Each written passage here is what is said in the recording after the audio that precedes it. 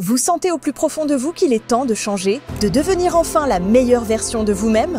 Dans cette masterclass exceptionnelle, Luc Baudin, expert reconnu en développement personnel et ancien médecin, vous révèle comment accomplir votre légende personnelle. Découvrez les secrets de la force de la pensée, les clés pour élever votre niveau vibratoire et des techniques éprouvées pour transformer votre vie. Pour assister à la masterclass, cliquez sur le lien en haut à droite de l'écran ou en description de cette vidéo. Dans la spiritualité contemporaine classique, on est tous en train de dire que l'ego c'est pas beau, c'est pas gentil, qu'il faut au mieux c'est le diable, au pire c'est le diable et au mieux faut le dissoudre, faut le transmuter. Donc ce serait bien que le volume de l'ego soit zéro. Toute la spiritualité est à peu près d'accord pour dire ça, et puis que le volume de la conscience soit à 100%. Anita Moorjani elle dit pas ça du tout. Conscience 100%, ego 100%.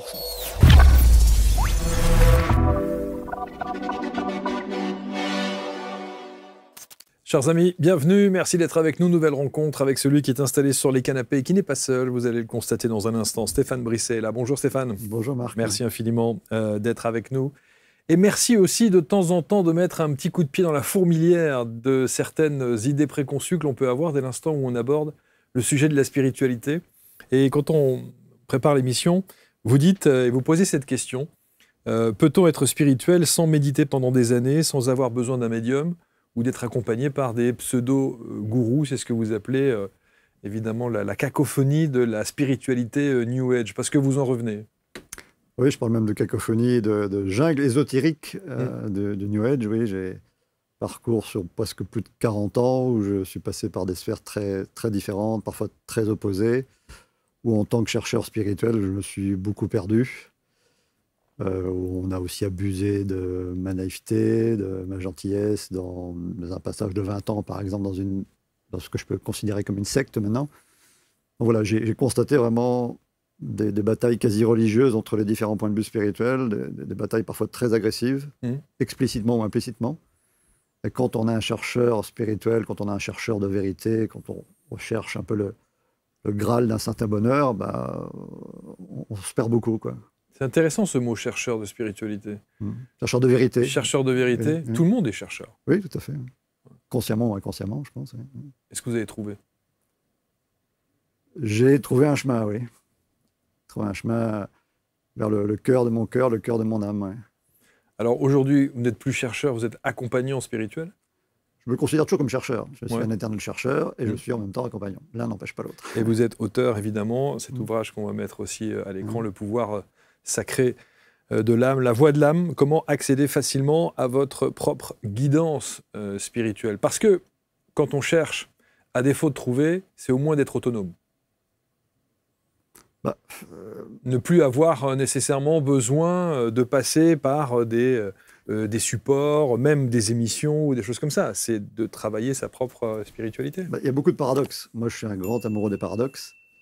Et il y a une phrase, je ne sais plus quel grand auteur qui disait « l'un n'empêche pas l'autre ». On peut à la fois avoir une démarche d'autonomie, de souveraineté, tout en prenant conscience que de temps en temps, on a besoin des autres.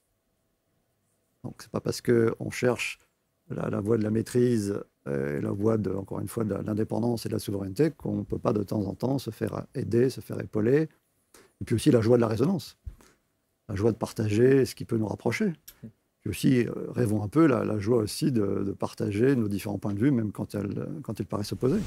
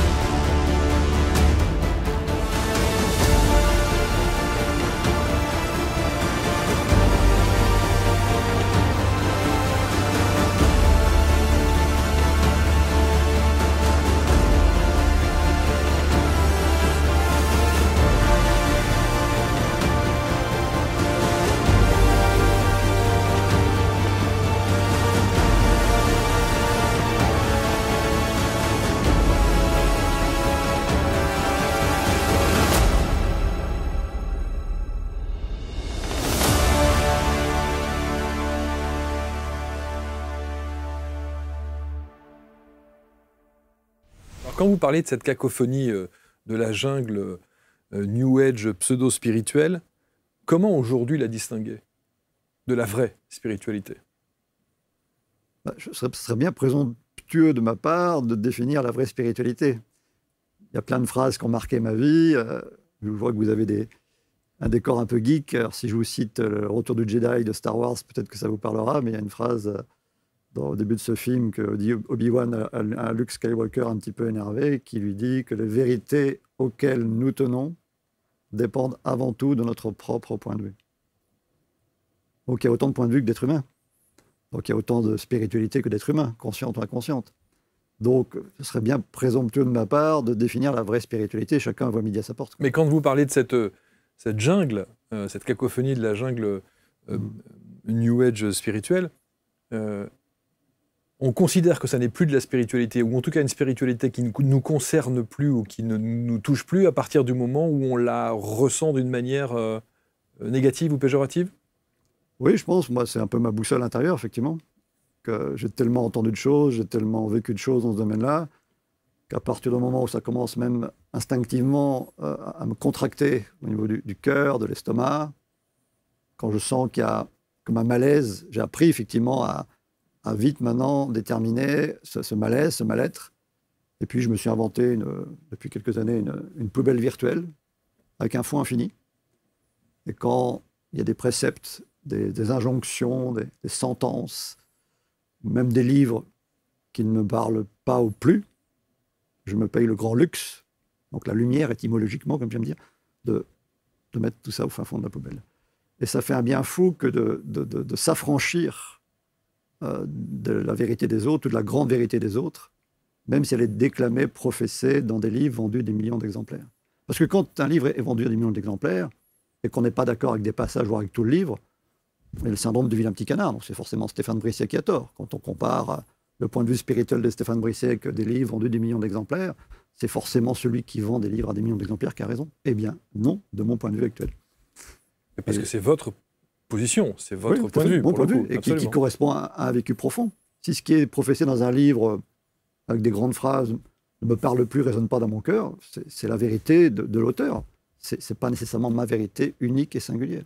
S'il y a bien un chemin que j'ai compris, c'est d'aller chercher, plonger dans sa vérité unique et singulière, même si elle semble s'opposer, je dirais, au grand courant actuel de la spiritualité. C'est ça la vraie définition pour vous d'être spirituel?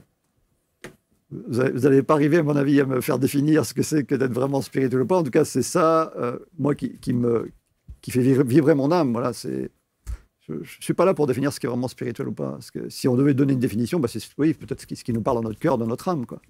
Non, mais parfois, il y a des expressions qui sont devenues très familières, comme ça, en disant « Non, mais moi, je suis très spirituel, hein, j'aime beaucoup ceci ou j'aime beaucoup cela ». Et du coup, on galvaude un peu le mot. Oui. Alors qu'il a une vraie profondeur, il a une vraie résonance, il a une vraie vibration. Tout à fait. C'est vrai pour beaucoup de mots. C'est vrai pour beaucoup de mots qui sont un peu usés, galvaudés, et notamment dans le milieu spirituel. Alors moi qui suis un amoureux des mots, comme je dis souvent, qui écrit, qui aime bien faire chanter les mots, qui aime bien faire chanter le silence, oui, le mot spiritualité a probablement une profondeur qu'on ignore encore, mais encore une fois, voilà, c'est pas dans mon inspiration de donner ni la définition de dictionnaire de la spiritualité, ni de ce que ça devrait être, quoi. Mais en revanche, vous parlez de jungle, ça veut donc dire qu'il y en a trop? Ça veut dire qu'on peut s'y perdre, surtout. C'est ça. Qu'il y a probablement trop. Il y a un foisonnement de propositions. Enfin, trop, là aussi, c'est un point de vue. Oui. C'est un point de vue péjoratif. C'est pas qu'il y en a de trop. C'est que quand on est un chercheur de vérité, encore une fois, et quand on est un peu trop axé sur l'extérieur, et qu'on a, surtout quand on a une frénésie de recherche, surtout au début, mais parfois il y a des vagues, parfois voilà, il y a des cycles. Quand on a une frénésie de recherche de vérité, et qu'on écoute Pierre, Paul, Jacques, c'est toujours un peu le dernier qui a parlé, qui a raison, celui qui a plus de charisme, celui qui parle le mieux, celui qui a plus de succès. Voilà. On est vite attiré un peu par les lumières extérieures. Alors que toutes les traditions spirituelles, peut-être s'il y avait une définition qui pourrait se rapprocher de ce que vous voulez me faire dire sur la spiritualité, il semblerait que toutes les traditions spirituelles les plus authentiques disent toutes un peu la même chose. Il me semble, de mon point de vue, ça n'engage que moi, que la vérité, les plus hautes vérités semblent être à l'intérieur de notre cœur, de notre âme.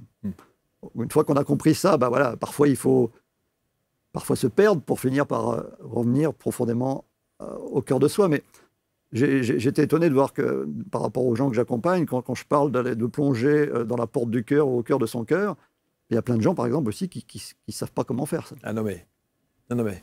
Vous voyez ce que je veux dire? Moi, j'entends cette phrase tout le 50 temps. fois par jour. Oui, tout à fait. Parle avec le cœur, pense avec le cœur, réagis avec le cœur. Alors, et je le dis à chaque fois, si ça semble une évidence, bien sûr, dans ce monde, nom de Dieu, si à un moment donné, tout le monde pensait avec le cœur, je pense qu'on n'en serait pas là. En revanche, qu'est-ce que ça veut dire? Comment est-ce qu'on met en place ce truc? Vous voyez? Voilà, c'est toujours intéressant et c'est presque parfois culpabilisant. Parce qu'on se dit, oh, si lui, il est capable de dire une phrase comme celle-là, de la ressentir, d'être vraiment au cœur, consciemment de cette vibration du « je parle avec le cœur », et moi, j'y arrive pas. Waouh! Mais moi, je suis un mauvais. Donc, je suis pas quelqu'un de spirituel. Vous voyez? J'ai bien conscience. Alors, la très bonne nouvelle que j'ai envie de crier au monde entier, et j'ai mis très longtemps à le découvrir, parce que je me considère en plus comme l'ex-champion du monde, toute catégorie de la prise de tête. Donc l'intrication du mental, quelqu'un qui n'arrive à rien faire, qui n'arrive pas à se connecter à son cœur, qui n'arrive pas à se connecter à son âme, qui n'arrive pas à se connecter à la terre, qui n'arrive pas à se connecter au ciel, qui n'arrive à rien faire, je connais par cœur. Vous avez été cette personne. Donc, et la grande révélation de mon chemin spirituel, surtout pour quelqu'un qui se compliquait à outrance la vie, c'est de m'apercevoir en fait que c'est d'une simplicité, d'une facilité infinie. Et que pour se réapproprier cette simplicité et cette facilité infinie, il faut parfois un peu de temps. C'est un peu comme quand on a tous été enfants, et la plupart des enfants ont accès rapidement à cette simplicité, de l'innocence, de l'enfance, du rire. Donc, quand on a été un peu conditionné par l'éducation, la société, plein de choses, des blessures, on perd un peu cette simplicité. Et pour se réapproprier la simplicité des enfants, il faut faire parfois un petit peu de temps. Et parfois, on se dit aussi, les pensées limitantes, oui, si c'était si simple, ça se saurait. Donc ça, c'est des phrases que je mets directement dans ma poubelle. Moi, c'est simple et ça se sait. C'est une connaissance intérieure. Donc c'est une super nouvelle, mais il faut un tout petit peu de temps. Parfois, ça peut être un déclic miraculeux ou alors quelques accompagnements. C'est le cadre que je propose. Oui. La simplicité s'ouvre. Et une fois qu'on a cette révélation de la simplicité, qu'est-ce que ça soulage? Mais vous savez, c'est comme quand on parle de méditation. Il y a plein de gens, moi je l'ai entendu, et notamment dans ma famille, ils me disent « Ouais, tu parles toujours de méditation, à quel point les bienfaits de la méditation aujourd'hui sont scientifiquement prouvés, etc., etc. » Mais à quel moment je sais que je suis en méditation? À quel moment je sais que je médite là? Et c'est pas le fait de s'installer comme ça, de fermer les yeux et de... Vous voyez, ça n'est pas que ça. Mais ça, c'est le genre de questions que je connais par cœur, qui sont des questions qui sont plus liées au mental et aux champions du monde de la prise de tête qu'on est tous un petit peu. Quand on est un chercheur spirituel, on s'aperçoit très vite qu'il semble y avoir un problème ici, quoi. Une grande barrière quasi infranchissable qui nous barre la route par rapport à tout ce qui paraît si simple. La méditation, plonger dans son cœur, se connecter à son âme. Donc, effectivement, ma démarche principale, c'est aussi d'apprendre à apprivoiser ce mental un peu comme un animal sauvage, apprendre à marier le mental et le cœur. Non plus comme un vain mot, non pas comme un concept, mais comme quelque chose qui peut vraiment être vécu en profondeur. Et une fois qu'on crée cette alchimie et cette unité entre le cœur et le mental, et ça peut être beaucoup plus simple que ce qu'on peut croire que d'y arriver, quel soulagement, quelle paix derrière. Quelle paix. Et c'est simple et facile. Une bonne nouvelle quand même. C'est une bonne nouvelle. Alors on va voir évidemment quel est votre parcours, parce que vous le disiez, le champion du monde de la prise de tête spirituelle, c'est vous. Enfin, vous faites partie de cette catégorie, vous avez fait partie de cette catégorie-là, et il aura fallu presque un chaos.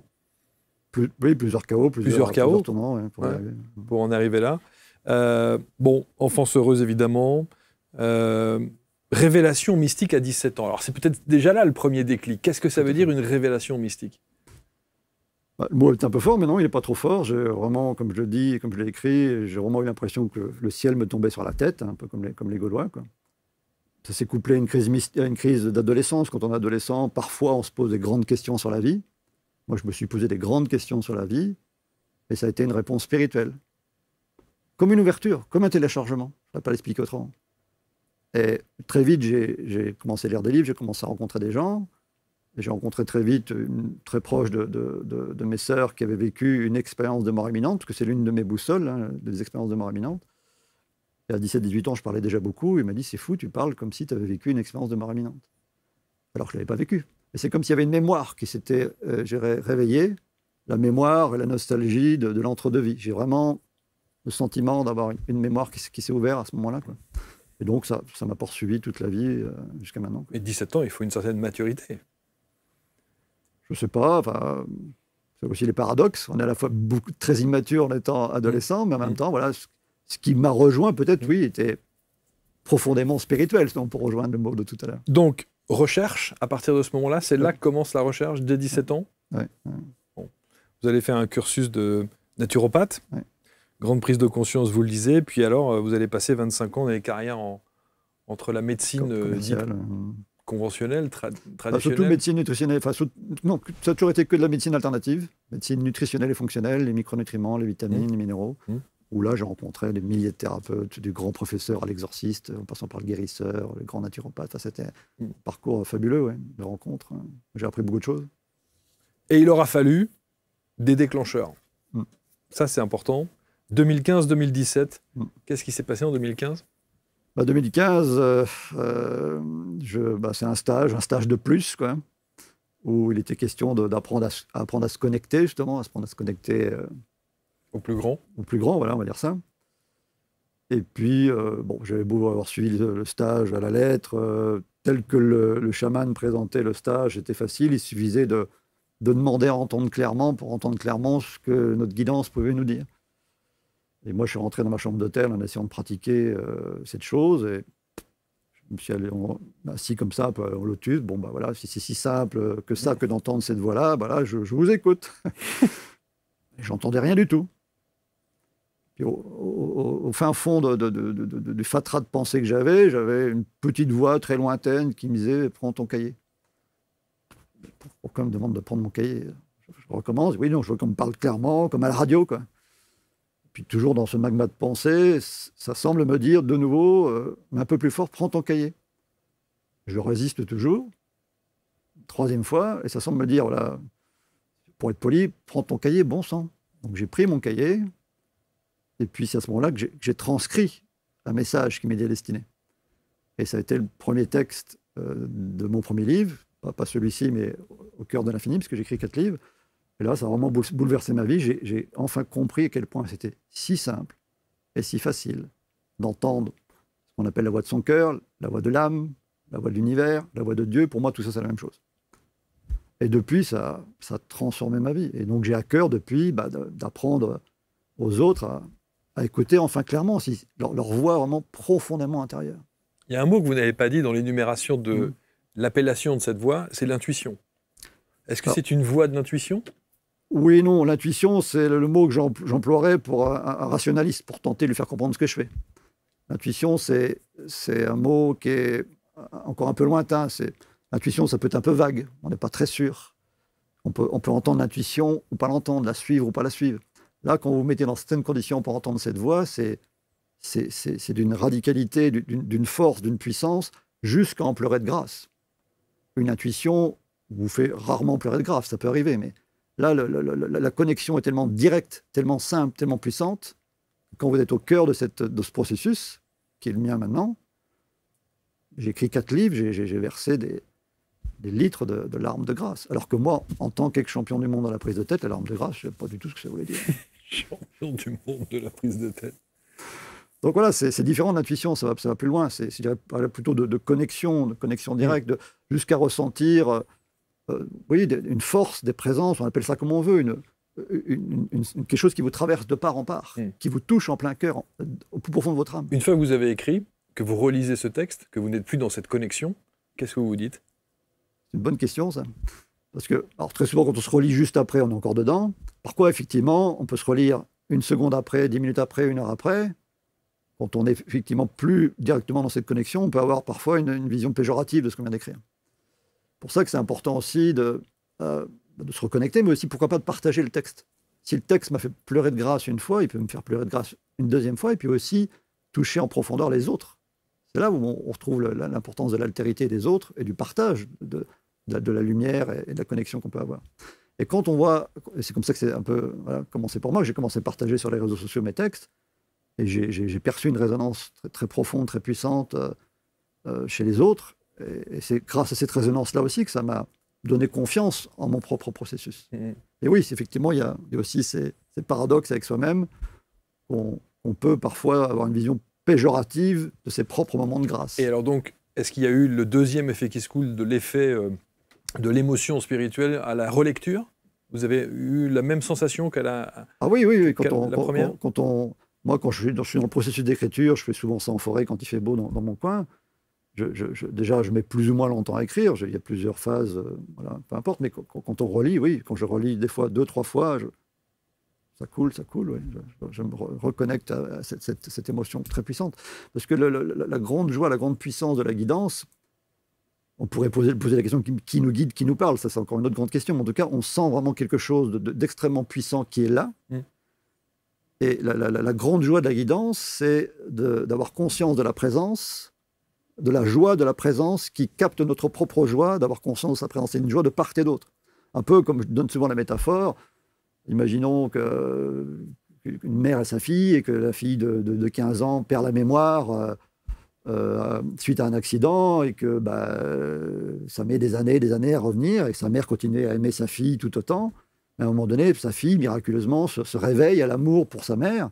Et l'instant où la fille se réveille à l'amour qu'elle a pour sa mère, c'est une connexion extraordinaire, un petit peu comme la scène finale du film Ghost, où le couple se reconnaît. La puissance de la guidance spirituelle, c'est ça. C'est une prise de conscience de part et d'autre de la présence de l'autre et de la joie de l'autre. Je lisais dans des textes merveilleux de conversation avec Dieu, la plus grande joie de Dieu, c'est qu'on ait conscience de sa présence, de part et d'autre. Donc c'est ça la guidance, ça va très loin. Ça va très loin. Enfin, dans mon expérience, ça va très loin. 2017. Alors 2017, c'est un autre grand tournant avec mon patron. Il y a eu aussi le grand tournant quand j'ai divorcé avec la secte dont je parlais tout à l'heure en 2010. Donc ça a été déjà un effondrement, un anéantissement. Donc c'était déjà un divorce avec un premier grand pervers narcissique qui était le gourou de la secte en question. Et en 2017, c'était le divorce d'avec mon patron, qui était, de mon point de vue, aussi un autre grand pervers narcissique. Donc c'est vrai que j'ai eu en frontal 2 grands pervers narcissiques qui, chacun, m'ont fait vivre un enfer très profond, quoi.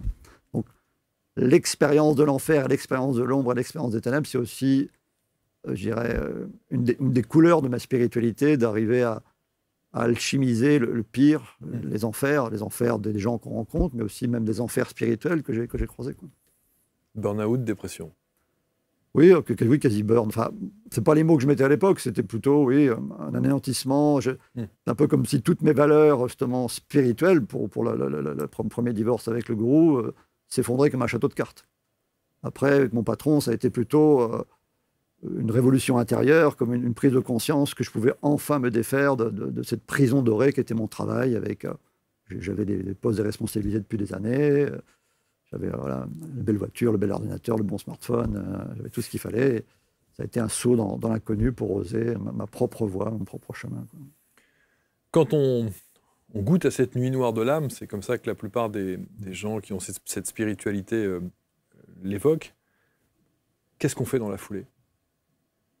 Quel chemin on prend quand on se retrouve effectivement dans au plus profond? Alors on va dire, une fois qu'on a touché le fond, on a un sursaut de survie et on remonte la pente et hop, on nage vers la surface. Ok, d'accord. Qu'est-ce qu'il faut? Qu'est-ce que vous avez fait? Je ne sais pas si c'est qu'est-ce qu'on doit faire, parce que quand on est vraiment au fond du trou, une des propres d'être au fond du trou, c'est de ne pas savoir quoi faire, même d'être au bord d'un suicide. Donc on est complètement perdu dans le pire des cas. Et c'est là où les petits ou les grands miracles peuvent survenir, à travers les proches, à travers des synchronicités. C'est là qu'on prend conscience qu'on n'est pas seul.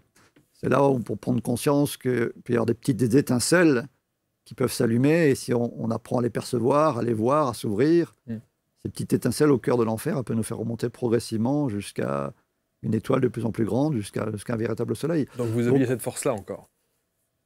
C'est pas que ma propre force, encore une fois, justement, c'est vraiment lié à mon parcours, ma conviction, ma foi profonde, mon évidence, plus qu'une fois encore, c'est de savoir que je ne suis pas seul. Donc même si quand on est au cœur de l'enfer, on se croit seul, en fait, de mon point de vue, on n'est jamais seul. Et puisqu'on n'est jamais seul, que ce soit, on l'appelle Dieu, qu'on l'appelle un guide, et ce Dieu, il intervient aussi à travers tout, de mon point de vue. Par définition, si on considère que Dieu est tout, Dieu peut s'exprimer à travers tout, donc à travers aussi nos plus proches. Donc c'est aussi mes plus proches qui m'ont aidé, bien évidemment, à ce moment-là, quoi. Puis les synchronicités, les signes qui qui s'ouvre même au cœur de l'enfer. Qu'est-ce qu'on vous fait comprendre alors au travers de ces signes à ce moment-là, qu'il faut prendre une autre voie? Bah, pour le premier divorce avec le gourou, oui, ça s'est fait progressivement à travers la chance que j'avais de rencontrer des thérapeutes. Donc justement, j'ai rencontré à ce moment-là un guérisseur exorciste qui m'a permis de faire une transition entre cette sphère de cette secte que j'appelle moi l'hyperdualité, où on était dans la paranoïa quasi absolue, justement de la présence du diable, des entités négatives, où on voyait le diable à chaque coin de rue, on était comme des chevaliers Jedi qui luttaient contre les forces obscures. Et puis j'ai rencontré un guérisseur qui m'a permis progressivement de passer à d'autres sphères. Je suis passé progressivement, spirituellement parlant, à la sphère de la non-dualité, qui est très opposée. Et puis pour ce qui est du deuxième divorce, ben voilà, ça a été plutôt une grande invitation à reprendre ma vie en main et à oser faire mon coming out spirituel, à prendre ma vraie voie spirituelle, à faire ce que je fais maintenant en fait. Alors justement, à quel moment vous assumez ce coming out et de quelle manière vous allez l'officialiser? Alors ça a été progressif aussi, parce qu'au départ, comme j'étais naturopathe à la base et que j'avais un très bon niveau en médecine nutritionnelle et fonctionnelle, j'étais réputé auprès de toutes les professionnels que je rencontrais. Au début, j'ai voulu me rassurer en affichant plutôt ma carte naturopathe, thérapeute. Le spirituel était là, mais il était un peu au second degré, quoi. Et puis de fil en aiguille, je voyais bien que ça ne matchait pas, que ça ne me parlait pas. Enfin, j'ai fait quelques consultations de naturopathie, mais c'était plus ma plus grande joie, quoi. Ma plus grande joie, en fait, mon essence la plus profonde, ça a toujours été le chemin spirituel. C'est que le jour où j'ai compris qu'il fallait mettre en avant ma spiritualité, enfin mon chemin spirituel, plutôt que la naturopathie rassurante, bah, effectivement, là, les portes se sont ouvertes. Qu'est-ce que ça veut dire, mettre en avant son chemin spirituel? Bah, c'est oser être soi, et plus qu'oser être soi, c'est oser rayonner toute sa lumière. Donc ça peut être d'oser faire une vidéo comme celle-ci, par exemple, quels que soient les avis péjoratifs de la famille, des amis, de ceux qui m'ont connu il y a 20 ans, d'oser publier sur les réseaux sociaux toute la beauté des textes que je peux recevoir, ou même parfois des points de vue un peu plus, je dirais, subversifs, parce que ma guidance spirituelle, mon inspiration va de choses très poétiques, très lyriques, qui peuvent paraître trop perchées pour certains, à des points de vue quasi politiques. Je m'offre ce luxe d'aller dans tous les spectres de mon inspiration, et oser sa spiritualité, bah, c'est oser être soi et oser rayonner ce que l'on est, quoi. Oser rayonner sa beauté, sa lumière, sa joie, sa force, sa puissance. Quand je vous écoute comme ça, je me demande sur une échelle de 0 à 100, si vous êtes à 100% de votre authenticité. C'est-à-dire que, est-ce que vous osez, puisque vous parlez d'oser, être 100% de qui vous êtes? Ou est-ce qu'il reste encore une petite part de la première partie de vie que vous aviez? De mon point de vue, déjà, derrière votre question, il y a une autre grande question vertigineuse dans mon expérience spirituelle. Certains font des séminaires entiers rien que sur cette question, c'est qui suis-je? Pour estimer, rayonner, être totalement qui on est, on peut se poser la question, mais qui suis-je en fait? C'est-à-dire qu'à partir du moment où vous considérez que vous êtes pleinement aligné, vous pouvez considérer que vous êtes pleinement qui vous avez envie d'être. Est-ce qu'il y a encore des relents de ce que vous étiez avant, de l'homme que vous étiez avant? Cette question-là, je ne me la pose pas en fait. Parce que pour moi, c'est des anciennes questions qui correspondent aux questions que je pouvais me poser quand j'étais champion du monde à la prise de tête. Je ne me pose pas cette question parce que ce que je suis là, ici, maintenant, peut varier d'une minute à l'autre. Je m'offre le grand luxe de changer de point de vue, s'il le faut, d'une minute à l'autre. D'une seconde à l'autre, d'un jour à l'autre. Le Stéphane d'hier ou d'il y a 10 jours sera différent du Stéphane d'il y a 10 jours, dans 10 jours ou dans 2 secondes. Et puis, les points de vue peuvent varier à l'infini parce qu'en fait, on peut s'offrir le luxe de se brancher à la fréquence que l'on souhaite. Donc c'est vrai que d'un certain point de vue, je peux vous dire sans une question oui, puis d'un autre point de vue, je vous dirais non. Et puis que les deux peuvent être concomitantes. S'il y a bien une chose que la physique quantique nous a appris, c'est bien ça. C'est que l'un et l'autre, enfin, les opposés peuvent se cohabiter, coexister. Et donc dans ce que je suis, je me laisse la liberté d'exprimer des choses très paradoxales, ce qui fait que parfois, effectivement, sur les réseaux sociaux, je ne suis pas toujours compris à 100%. Parce que des fois, il y a le Stéphane Brisset très lyrique, très poétique, très, très délicat, très doux, mais aussi le Stéphane qui est un peu plus guerrier, un peu plus subversif. Donc, ce que je suis, c'est une palette quasi infinie de sentiments d'être-té et d'inspiration. Est-ce que vous aimez être l'un ou l'autre? Moi, j'aime être multiple. Je ne suis pas l'un ou l'autre. Il n'y en a pas un qui vous fatigue? Parfois, oui, je me fatigue, ça arrive à tout le monde. Mais, Moi, je le dis souvent, je dis je m'auto-soule. Mais ça peut arriver, oui, non, mais je ne me pose pas trop cette question-là non plus. Je me laisse vraiment traverser. Ce que j'ai vraiment appris aussi dans mon chemin spirituel depuis ces dernières années, c'est, pour reprendre le titre d'un livre que je n'ai pas lu, mais le titre est d'une puissance infinie pour moi, c'est « Foutez-vous la paix ».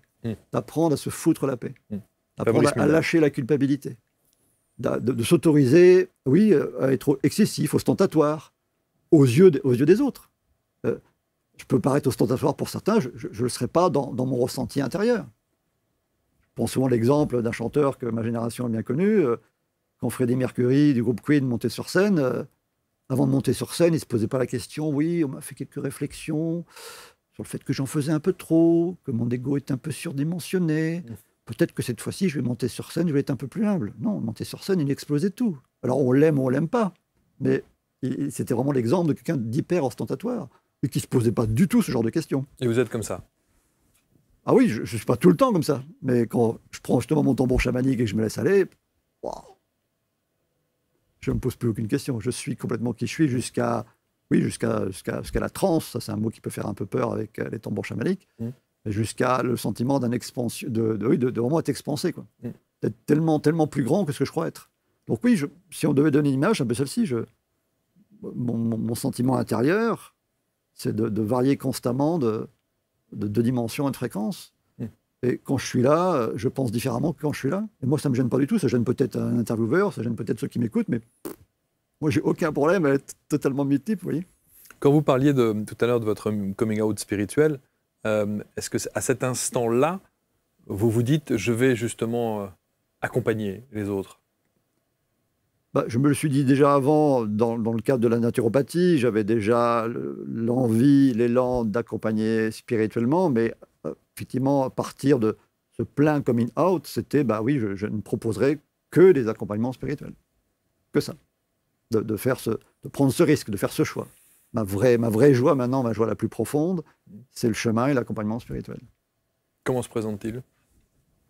De manière multiple aussi. Il y a des accompagnements individuels, il y a des formations de groupe, des formations en ligne, des formations présentielles, des formations qui s'axent justement pour que chacun apprenne à accéder à sa propre guidance spirituelle, que chacun puisse apprendre justement à atteindre cette connexion jusqu'à en pleurer de grâce aussi. C'est ce chemin de grâce que je propose. Et même, moi, je n'ai pas peur des mots, je suis un amoureux des mots, je n'ai pas peur du mot, je suis très amoureux du mot miracle aussi. Donc, je travaille beaucoup aussi sur les intentions. Pour moi, c'est quelque chose d'extrêmement profond. Là aussi, c'est un mot qu'on peut prendre de plein de manières. Le mot miracle, il est très connoté. Hein. Oui, très, très connoté.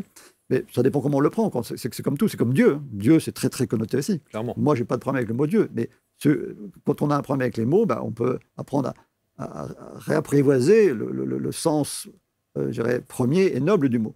Donc voilà, le chemin de la grâce, du miracle, de la reconnexion à soi, à travers ces formations pour accéder à sa guidance spirituelle. Et dans tous les cas, mon tambour chamanique est toujours là, que ce soit une formation pour la guidance, le tambour est là, j'accompagne. Et puis je fais aussi des formations spécifiquement sur le tambour. Je propose des initiations au tambour chamanique pour les débutants ou pour ceux qui se croient débutants. Et là, justement, je leur montre qu'en fait, il n'y a pas besoin d'apprendre à jouer du tambour. Que ça peut venir tout seul, très facilement, très simplement, grâce aussi à un phénomène dont j'ai découvert toute la profondeur, c'est le phénomène d'imprégnation. La capacité qu'on peut avoir à se laisser imprégner de ce dont on choisit de se nourrir, à tous les niveaux. C'est bien au niveau de la nourriture, moi je suis naturopathe à la base, donc l'impact métabolique, mais aussi ce dont on choisit de se nourrir au niveau des lectures, des vidéos, donc la nourriture psychologique, énergétique, spirituelle. Et quand on ouvre son cœur, quand on pose l'intention d'ouvrir son cœur et son âme à ce qu'est en train de dire quelqu'un, moi ce que je vis par exemple dans toutes mes formations, pour des gens pour qui ça paraît très compliqué de pleurer de grâce ou très compliqué de s'éclater avec un tambour, en quelques heures, c'est fait. Grâce au phénomène d'imprégnation et de téléchargement. C'est un phénomène assez connu. C'est quand on se nourrit beaucoup de quelque chose, c'est un peu comme si vous arrivez à acquérir les compétences et le vécu profond de l'autre. C'est assez fabuleux à vivre, ça. Comment rentre-t-il dans votre vie? Je dis souvent, c'est plutôt lui qui rentre dans la mienne. C'est ce que je vous dis. Comment rentre-t-il dans votre vie? De part et d'autre. Comment ça s'est fait au départ ou comment je fais Non. Comment ça s'est fait au départ? C'est-à-dire pourquoi est-ce que vous avez d'ailleurs choisi ce support, si je puis dire? Vous auriez pu ramener Il y autre a des chose. tas d'autres choses. Oui. Hein. Non, parce que En termes de vibration et de sonorité, il y a des tas d'autres choses. Tout à fait. Bah, parce que dans mes nombreuses pérégrinations spirituelles, il y a donc là, je parle souvent de la voie de l'hyperdolité, la paranoïa du diable, donc c'est pour ça qu'on parle de cacophonie, et la non-dualité où rien n'existe, où on n'est pas en train de se parler, vous n'êtes pas en train de m'écouter, où tout est illusion, et pour ces gens-là, le diable n'existe pas. Il y a aussi la voie du chamanisme que j'ai beaucoup pratiqué pendant des années, très profondément, en allant en Pérou, en prenant des psychotropes. Il y a aussi la voie des sorties astrales, mais pour revenir au tambour chamanique, bah oui, c'est grâce à mes pérégrinations dans cette voie chamanique que le tambour est venu assez naturellement. On peut résumer en fait que toutes les voies spirituelles que j'ai faites, je me paye le luxe de laisser beaucoup de choses de côté, mais je garde aussi ce qui m'a parlé profondément, et c'est le cas du tambour chamanique. Donc moi, je ne me considère pas comme chaman, par contre, je me considère comme un grand pratiquant du tambour chamanique. Je vais très très loin avec mon tambour chamanique, dans des espaces de conscience qui vont très loin. Et j'apprends à chacun à le faire. J'apprends à chacun à vivre simplement et facilement le fait qu'on peut aller très très loin avec un tambour. Vous savez qu'il y a un mot que j'ai toujours trouvé un peu étonnant quand on parle du tambour. On dit « je joue du tambour ». Alors que ça n'est pas un instrument. Tout à fait.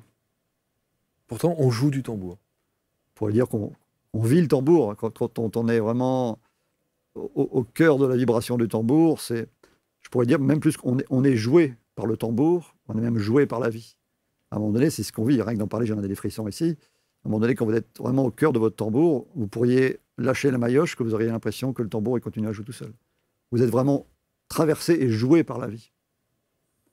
C'est comme si la vie, voilà, vous traversez pour jouer sa musique à travers vous et le tambour. Ça peut atteindre des niveaux de fusion et d'expansion de conscience et donc de transe, que ça fasse peur ou pas, qui vont extrêmement loin. C'est une joie incroyable. Et d'autotrance ? Comment ? Et d'autotrance ? Oui, tout à fait, oui. Voilà. Quand je parle de transe, c'est la capacité de rentrer en transe soi-même avec son propre tambour, oui, bien sûr. Ouais. Quelle est son histoire ? Alors j'ai 3 tambours, c'est le dernier tambour. Celui-ci, je l'ai fabriqué avec un ami qui s'appelle Bruno Taoki, qui propose de fabriquer un tambour. Je l'ai fabriqué il y a 2 ans, le jour de mon anniversaire, le 12 juillet, il y a 2 ans. C'est pas vrai, je suis du 12 juillet. Ah ouais, bah vous voyez, incroyable. Voilà. Incroyable. Voilà. Magnifique. Magnifique, les concerts sont... Voilà. C'est des gens formidables. Ah, bien sûr. Et bien sûr. Quelle ouverture spirituelle. Voilà, magnifique. Voilà. Quelle profondeur. Mais bien sûr, nom de Zeus. Oui, non, voilà, bon, c'est une histoire simple mais profonde. J'étais dans une joie incroyable. C'est le premier tambour que j'ai fabriqué moi-même. Des tambours d'avant, je les ai fait fabriquer. Et voilà, c'est plus l'histoire que je suis en train de vivre avec lui qui est important que le début de l'histoire. Le début de l'histoire, c'était une grande joie de le fabriquer, mais c'est tout ce qui se passe après qui est fabuleux. Quoi. Tous ceux qui pratiquent le tambour nous parlent de cette fusion, ce côté fusionnel qu'il peut y avoir avec ça. Il est vivant. Ah oui, moi je le considère comme un esprit vivant, oui, tout à fait. Il y a l'esprit de la peau, l'esprit du bois, puis même quand vous avez des tambours dits synthétiques, si on part du principe que, comme on le dit à la fois dans la physique quantique comme dans toutes les spiritualités, que tout est conscience, que tout est Dieu, tout est vivant. Même votre voiture, votre bureau, et encore plus un tambour chamanique qui a été créé, qui est utilisé avec des intentions souvent extrêmement profondes. En peau de Ça, c'est une peau de cerf, des contrées belges. Tout à l'heure, vous avez dit le mot miracle, en disant que vous pouviez aller jusque-là, en tout cas aller jusqu'à l'utilisation de ce mot. Et quand on parle de miracle, on pense évidemment à cette dame qui a compté aussi dans votre histoire. Anita Morjani, oui. Anita Morjani. Oui, c'est vraiment un chemin de miracle qu'elle a vécu. J'aime bien la phrase d'Albert Einstein qui dit soit on considère dans la vie que rien n'est un miracle, soit on considère que tout est un miracle dans la vie. Et donc, c'est bien évidemment la deuxième option que je prends. Et donc, moi, j'ai aussi croisé beaucoup de guérisseurs dans ma vie, des guérisseurs qui étaient quasi miraculeux. Donc, j'ai toujours été un grand amoureux de cette capacité à faire des miracles, même très proche aussi de l'esprit d'un exorciste. Donc, en fait, de pouvoir aller très très loin, rien qu'à travers le pouvoir de l'intention, rien qu'à travers un souffle, que le miracle puisse s'ouvrir. Ouais, dans le meilleur des cas, le miracle, c'est ici maintenant, mais parfois, il y a plein de choses en nous qui qui ne se croit pas légitime ou à la hauteur d'accueillir un miracle, et le miracle peut aussi se déployer dans la relativité du temps quotidien. Et Anita Moorjani me parle beaucoup. Pourquoi? Parce qu'elle a eu un cancer de plus en plus grave sur des années et des années. Elle a tout essayé sur le plan nutritionnel. Justement, quand j'ai lu ses livres, ça me parlait, puisque moi, j'ai fait 25 ans de carrière, où les laboratoires pour lesquels j'ai travaillé soignaient essentiellement des pathologies graves, cancer, maladies auto-immunes. Donc, moi, j'ai croisé beaucoup de thérapeutes qui soignaient le cancer. C'est là où j'ai commencé à prendre conscience des points de vue. Certains soignaient miraculeusement, très bien un cancer avec telle méthode. Puis vous faisiez 5 km ou 100 km, vous avez quelqu'un qui avait une méthode totalement différente, mais d'aussi bons résultats. Donc elle a tout essayé sur le plan psychologique, énergétique, il n'y a rien qui a marché, jusqu'à cette fameuse nuit où son corps l'a lâché à travers un cancer généralisé du système lymphatique. Donc elle est morte cliniquement. Elle a fait une expérience de mort imminente fabuleuse comme la plupart. Et ce qui m'a beaucoup marqué dans ce qu'elle décrit, c'est que de l'autre côté du voile, elle savait qu'elle était guérie. Qu'elle choisit de revenir ou pas, elle était guérie. C'est en ce sens-là que ce que j'ai vu moi aussi dans une expérience chamanique, c'est que la mort représente l'ultime guérison. Et donc, elle s'est payé le luxe donc, de revenir dans son corps, de guérir miraculeusement. C'est pour ça qu'elle était maintenant connue dans le monde entier. Et me parle d'autant plus, et là on pourra en parler des heures et des jours, parce que c'est aussi une des pierres angulaires de tout ce que je propose. Elle a, je dirais, évoqué dans son 2e livre un chapitre entier sur l'ego.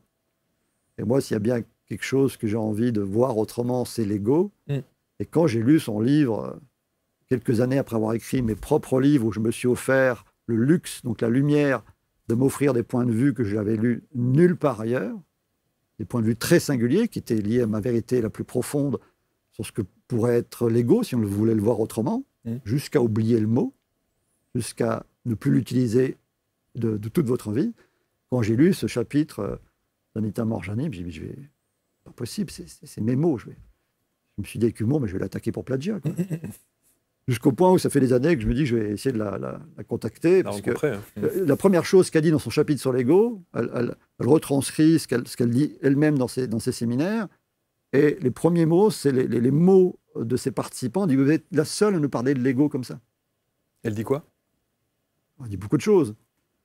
Elle dit, pour résumer au maximum, je le dis avec mes mots à moi, quand vous écoutez justement la cacophonie ou tout ce qui se dit sur l'ego dans la spiritualité contemporaine ou passée, dans le pire des cas, je pèse mes mots, c'est des choses que j'ai lues, que j'ai vues de la part de grands coachs, de grands enseignants spirituels. Dans le pire des cas, l'ego, c'est le diable.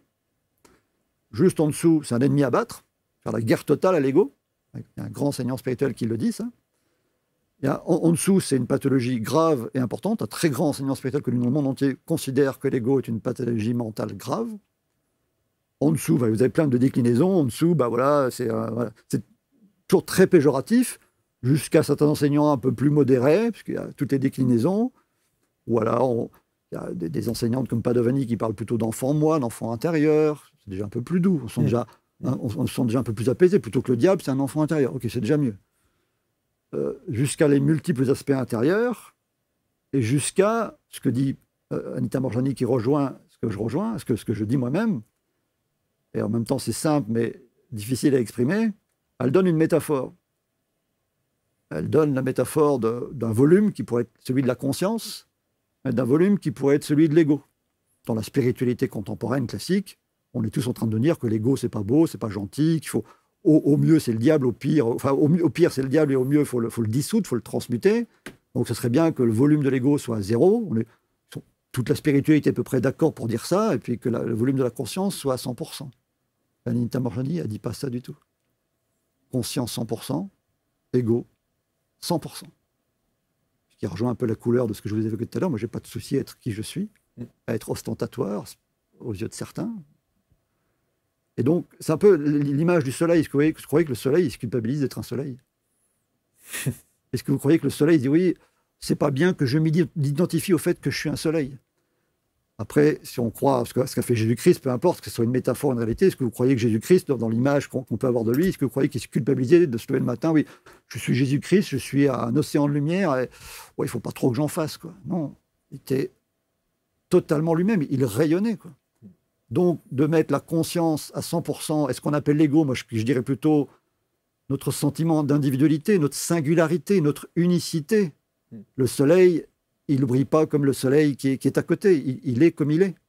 Donc quand on laisse la voie de notre singularité pleine et entière, c'est là où on se fout la paix, c'est ce que j'appelle la grande réconciliation avec soi. Et s'il y a bien une chose avec laquelle on peut se réconcilier, c'est justement ce fameux ego. Et déjà, quand on considère qu'on a le diable en soi, bah moi, quelque part, ça me gêne un peu, vous voyez, quoi. Mais moi, je n'ai pas le sentiment, en tout cas, que l'ego soit un problème. C'est-à-dire qu'on entend effectivement des gens qui vous disent « Oh là là, c'est l'ego qui parle » ou « C'est mon ego qui parle ». On entend souvent cette expression. En revanche, moi, j'ai le sentiment, et peut-être que vous allez me contredire là-dessus, c'est que s'il y avait une problématique avec l'ego, c'est le fait de se dire, de ne pas être conscient de ce qui appartient à l'ego et ce qui n'appartient pas à l'ego. C'est oui. peut-être ça la distinction la plus difficile quand on parle d'ego. Mais l'ego est bon. Vous voyez, pour moi, ça ne veut rien dire ce que vous venez de dire, je vais vous expliquer pourquoi. Okay. Parce qu'en fait, j'étais tellement loin dans ce chemin-là que, pour moi, dans ma spiritualité intérieure, le mot a complètement disparu. Donc, je ne parle plus d'ego. C'est-à-dire que l'ego, ça n'existe pas. Par contre, le sentiment d'individualité, oui, ça existe. Par contre, l'orgueil, oui, ça existe. Par contre, oui, la jalousie, ça existe. Mais c'est que de la sémantique, là. Mais non, c'est pas la sémantique, c'est important. Ça change tout. Le point de vue, s'il y a bien une chose que la physique quantique nous a apprise, c'est que l'observateur influence ce qu'il observe. Donc, si vous choisissez de vous observer en vous disant, tiens, moi, Stéphane Brisset, j'ai un ego, on peut se poser la question de savoir qu'est-ce que c'est l'ego, réellement.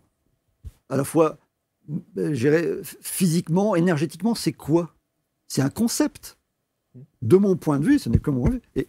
Et Anita Moorjani me rejoint, ça ne veut strictement rien dire. En fait, quand on prend l'ego, on met tous les défauts du monde à ce mot. C'est vrai, c'est vrai.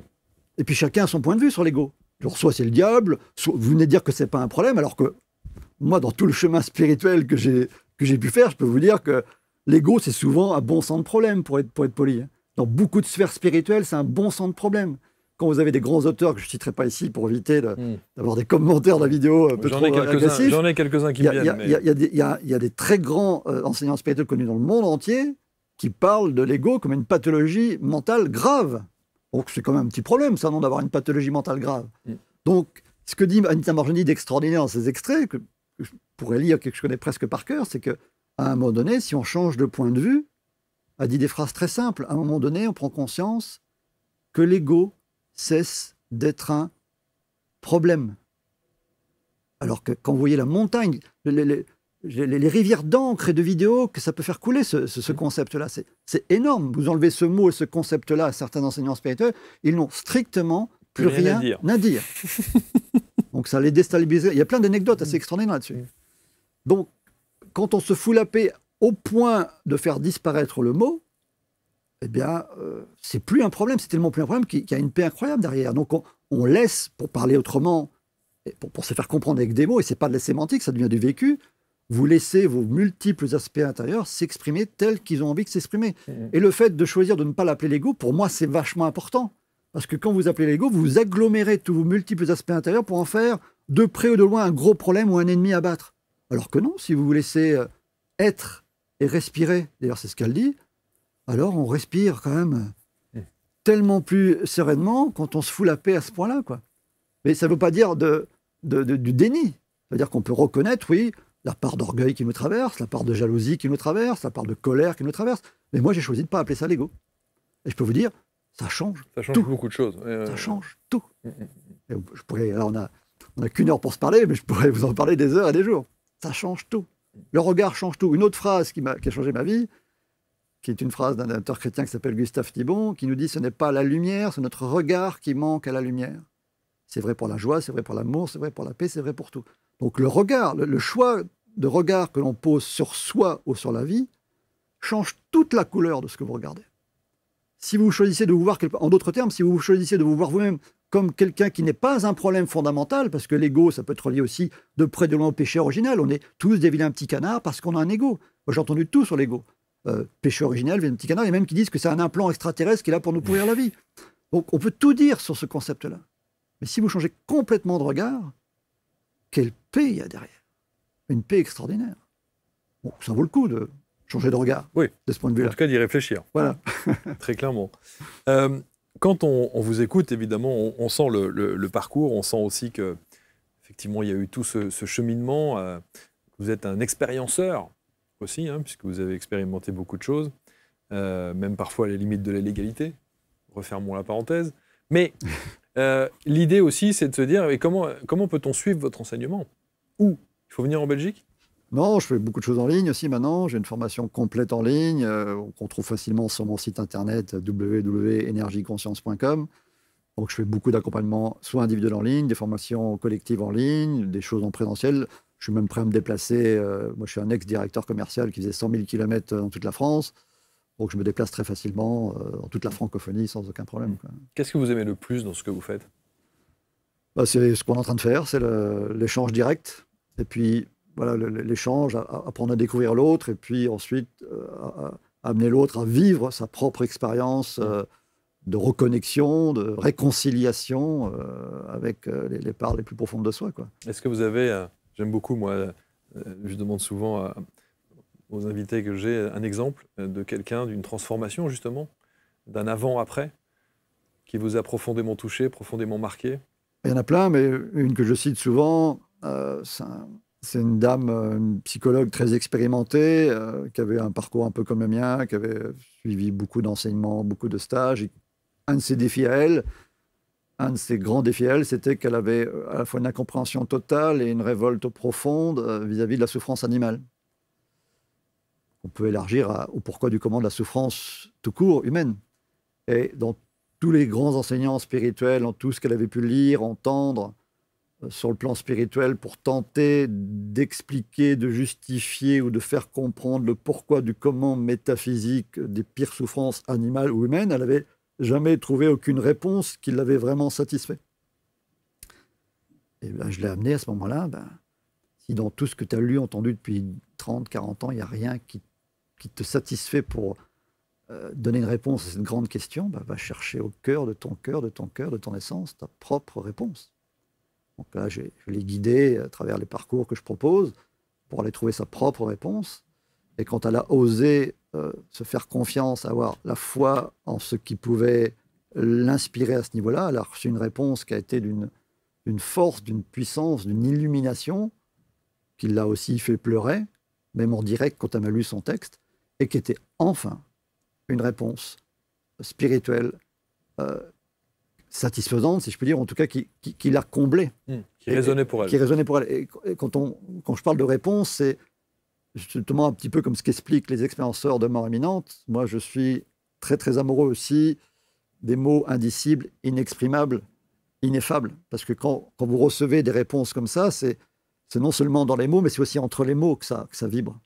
Ça vibre aussi à travers le silence entre les mots, le silence derrière les mots. Donc, quand vous recevez une réponse avec sujet, verbe, complément, il y a non seulement le sens des mots, mais ces mots sont chargés et les autres mots sont chargés.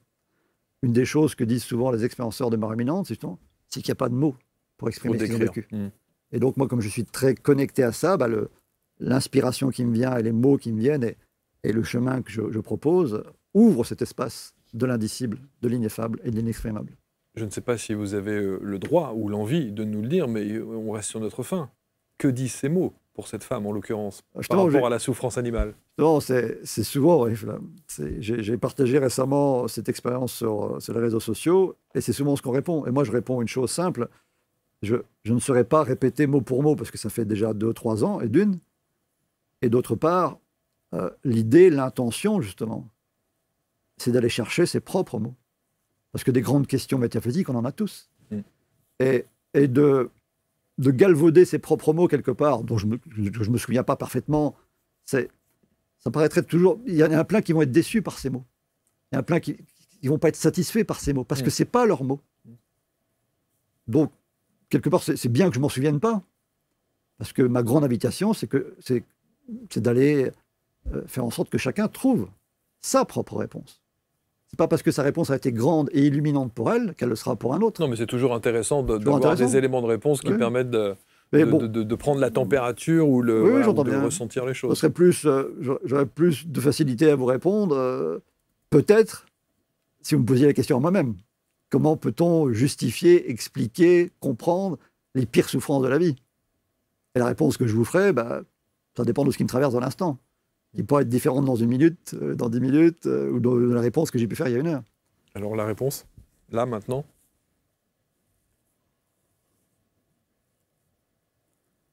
la réponse à des questions aussi fondamentales du pourquoi, du comment, des pires souffrances, de mon point de vue, se trouve toujours justement dans l'au-delà des mots.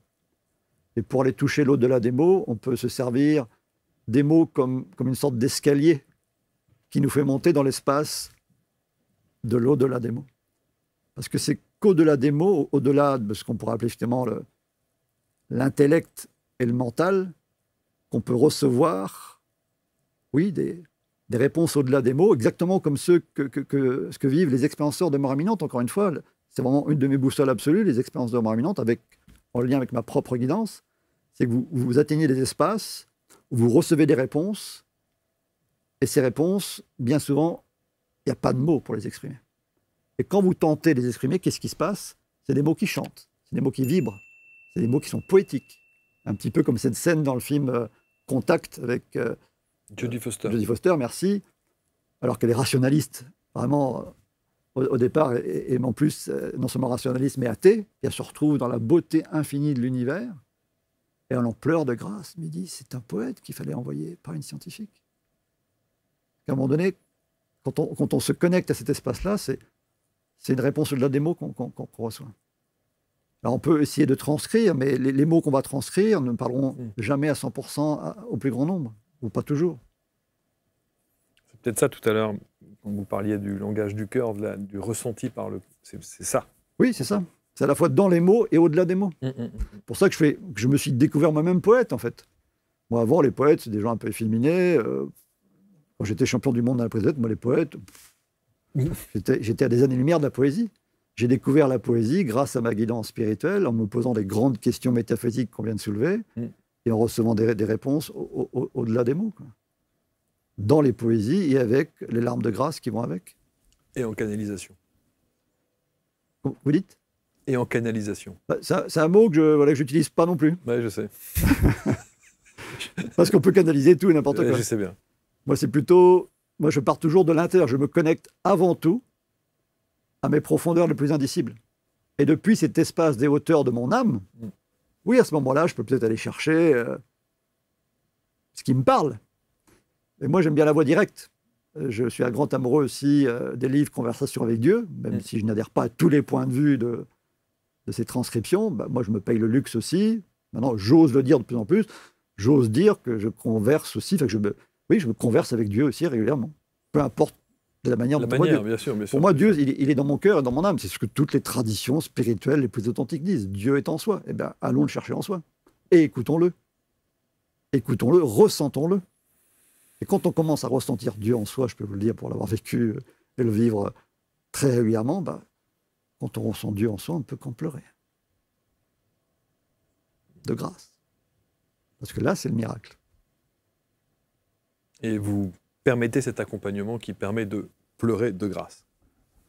Jusqu'à vivre ce miracle. Jusqu'à vivre ce miracle. De faire ce que j'appelle, l'expérience de Dieu en soi. Alors, si Dieu nous gêne, on parlait d'expérience du divin. Bien sûr. L'expérience de l'univers, l'expérience de la source, on appelle ça le grand tout. Ouais, on met le mot qu'on veut. Ouais, en tout cas, une fois que l'expérience vous traverse, c'est votre preuve ultime. Vous ne pouvez plus jamais douter un seul instant, une fois que vous avez vécu ça, vous ne pouvez plus douter un seul instant. Vous êtes même au-delà de la foi, c'est même plus de la foi. C'est une évidence. C'est une évidence absolue. Qu'est-ce que vous aimeriez qu'on retienne de vous, de cet entretien? Je crois que vous allez me dire, qu'est-ce que vous voulez qu'on retienne de vous après votre mort? Non.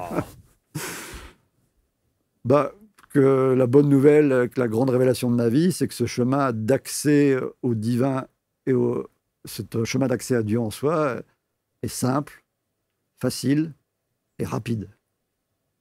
Ça, c'est quand même une bonne nouvelle. On ne l'entend pas souvent, ça. C'est ce que vous me l'enlevez de la bouche. C'est souvent compliqué, il va falloir faire plusieurs séances. Vous me l'enlevez de la bouche. Ça va être long. C'est pas simple de guérir, faut guérir, faut se libérer, faut ceci, faut plusieurs vies. Waouh, c'est compliqué quand on est perdu dans la cacophonie, la jungle exotérique du nuage. Tout est compliqué, tout est très long, et plus on va souffrir, mieux ça va être. Ça, c'est une croyance, c'est un point de vue. On peut faire les choses simplement, rapidement et facilement. Si on le choisit, il suffit simplement de dire que c'est possible, simplement d'en poser l'intention, de s'ouvrir au fait que c'est possible jusqu'au miracle, et après on voit ce qui se passe. et d'admettre de pouvoir accepter de l'aide. Oui, de se faire accompagner pour ça, effectivement, bien évidemment. On va mettre le lien autour de la vidéo pour que vous puissiez évidemment tout savoir, d'abord sur les écrits de Stéphane, ensuite sur son accompagnement, son expertise, bien sûr. Peut-être faire connaissance un jour avec le tambour qui est à côté. Et puis voilà, suivre cet accompagnement. Comment est-ce que vous définissez ça? Un accompagnement, un enseignement, J'ai aussi du mal avec le mot enseignant parce que... En fait, vous avez du mal avec les mots, en fait. Non, justement, c'est le paradoxe. Vous voyez, le paradoxe, je dis, je suis un grand amoureux des mots. Exact. Et justement, comme les mots veulent tout et rien dire en fonction du point de vue, du vécu qu'on peut avoir, le terme enseignant est très, très lourd. C'est vrai, c'est vrai. Et quand on se présente comme un enseignant spirituel... C'est ça. Ouais, bonjour la mégalo. Voilà, ça peut... Je me la pète, quoi. Absolument. Moi, je suis plus en résonance avec le fait que j'accompagne. D'accord. Parce que tout est enseignement. Il n'y a pas que Stéphane Brissé qui enseigne ou qui transmet quelque chose. Tout. Moi, une des grandes prises de conscience de ma vie, pour prolonger la phrase, on terminera peut-être là-dessus, parce que je vous parlais de la phrase de Gustave Thibon qui nous dit que ce n'est pas la lumière qui nous manque, mais c'est notre regard qui manque à la lumière. Moi, j'ai vraiment reçu comme une révélation dans des parcours, notamment chamaniques, que quand on pose l'intention de voir la lumière partout où elle est, on la voit partout, même au cœur des pires ténèbres. Et là, c'est là que j'ai vu aussi que, on l'appelle comme on veut, Dieu, l'univers, la vie, vous l'appelez comme vous voulez, et non seulement partout, non seulement elle nous aide, enfin non seulement Dieu, l'univers nous parle à travers tout, nous aide à travers tout, mais nous aime à travers tout aussi. Donc il serait bien présomptueux de nous présenter comme l'unique canal de Dieu ou autre. Vous faites partie de ces gens qui voient systématiquement le bon côté de l'humain, même dans sa pire face. Comment dirais-je, parce que moi j'ai aussi un parcours alchimique très profond, j'ai vraiment à cœur de transmuter le plomb en or, et oui, il y a de par mon expérience personnelle, de par tous ceux que j'ai rencontrés, tout le chemin spirituel consiste, qu'on le comprenne ou pas, qu'on en ait conscience ou pas, en finalité, à transmuter nos plombs, nos ombres en or, en lumière et en paix. Ça peut mettre le temps qu'il faut, mais oui, c'est le chemin de l'âme que de transmuter ces choses. Donc oui, même les pires êtres ont une étincelle de lumière, et même les pires épreuves, dans mon expérience profonde, les pires enfers et les pires épreuves m'ont beaucoup enseigné. Il y a même une chose que j'ai découverte, alors, là aussi, c'est justement une phrase que le mental ne va pas comprendre, ni le vôtre ni le mien. Ce que j'ai découvert, je ne suis pas le seul, c'est qu'en fait, la vie consiste souvent à monter aussi haut dans l'amour et la lumière qu'on a eu l'impression de descendre bas dans les douleurs de l'enfer. Quand vous avez vécu ça dans tout votre cœur, dans toute votre chair, dans tout votre corps, de ce point de vue-là, l'enfer n'est jamais une mauvaise nouvelle. Puisqu'en finalité, ça vous invite à monter aussi haut que vous êtes descendu bas. Donc, quelle que soit la manière dont l'enfer va se transcrire, un être infernal, moi j'ai croisé 2 grands pervers narcissiques qui m'ont fait vivre l'enfer. Ça a mis des années, mais maintenant, non seulement j'ai compris pourquoi je les avais rencontrés, mais ensuite j'ai remercié, j'ai pardonné, et même plus loin encore, je bénis. Donc j'en suis au point de bénir l'enfer. Et la meilleure façon de transmuter l'enfer, c'est de le bénir et de l'aimer. C'est le secret des guérisseurs, c'est le secret des exorcistes, de mon point de vue. Là, évidemment, et j'ai toujours une pensée quand vous dites ça, quand des gens, des couples, des mamans vivent le pire. Est-ce qu'on peut toujours bénir quand on vit le pire? Mais justement, c'est pas au cœur de l'enfer, c'est rarement au cœur de l'enfer qu'on est capable d'avoir ce point de vue-là, justement. Tout est question de point de vue. Quand on est au cœur du pire enfer, on ne peut pas entendre ça. C'est insupportable d'entendre ça. On le vomit même parfois physiquement dans des processus chamaniques. On vomit ces ténèbres. Donc c'est pas au cœur de l'enfer qu'on peut entendre ça, à part justement des exceptions miraculeuses où, si moi je retombais dans les pires enfers après mon cursus, je sais que j'aurais une étincelle pour l'avoir déjà vue. Au cœur des pires enfers que j'ai pu traverser, notamment dans des initiations chamaniques, j'ai perçu, par exemple, que l'enfer le plus absolu, c'est de savoir qu'il n'y a pas de porte de sortie. Sinon, ça ne serait pas l'enfer absolu. Donc, quand vous avez atteint ce stade où vous savez que vous êtes perdu pour toujours, je peux vous dire que ça fait drôle. Et même à ce moment-là, il peut y avoir comme une toute petite étincelle imperceptible. Et c'est justement cette petite étincelle imperceptible de tout ce que je suis en train de dire. C'est que ça va mettre une seconde d'éternité ou 10 ans, que ce soit dans une seconde d'éternité ou 10 ans, je vais finir par comprendre totalement l'expérience de l'enfer absolu que je suis en train de vivre, jusqu'à finir par le bénir. Et quand vous écoutez ce dont témoignent les expérienceurs de mort imminente, ils ne disent pas autre chose. Ils disent que depuis les hauteurs de leur âme, ils voient les coulisses et l'arrière-scène de toute la vie, même l'arrière-scène des pires enfers. Et qu'est-ce qu'ils voient? De quoi ils témoignent? Aussi dur que ça puisse que de l'entendre, c'est que de l'amour. Ça ne peut pas être compris par le mental. Ça peut être reçu à travers l'expérience, reçu à travers la guidance, pourquoi pas jusqu'aux larmes de grâce. Bravo. Merci Stéphane. Merci à vous, Marc. Merci infiniment. Merci à vous. Je sais que vous allez commenter cette émission avec bienveillance comme toujours. On vous met les liens autour de la vidéo pour entrer en contact et suivre l'accompagnement, voilà, c'est le mot, de Stéphane Brisset. Et on se retrouve quant à nous très vite pour une prochaine rencontre. Salut à tous.